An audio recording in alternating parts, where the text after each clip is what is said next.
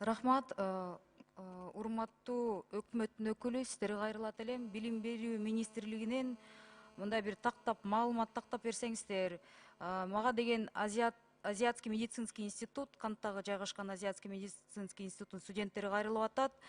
Ал жердин жетекчилери, эгер контракт төрөбөсөң, ар бир онлайн сабактан, мисалы деген 4 сабак болсо, 500 сомдон штраф коюп, ошондо бир күндө 2000 сом штраф салып, пропуска онлайн пропуск деп коет да, онлайн пропустил занятие 500 сом.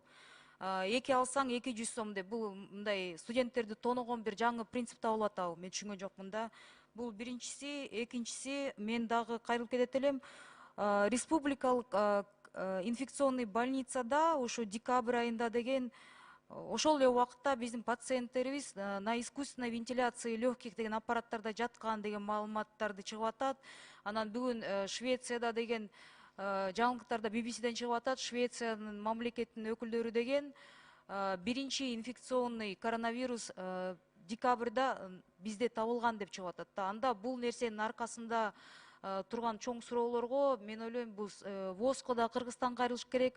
Анан ошол убакытта бизде инфекционканы изилдеп туруп, канча случай болду, эмнеге алып келди, последствиялары кандай болду, искусственный аппарат, искусственная вентиляция легкийде чын эле канча адам жаткырылды деген чоң суроо туулуп атат.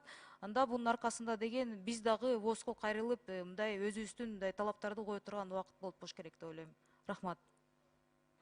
Рахмат, урматтуу депутаттар. Күн тартиби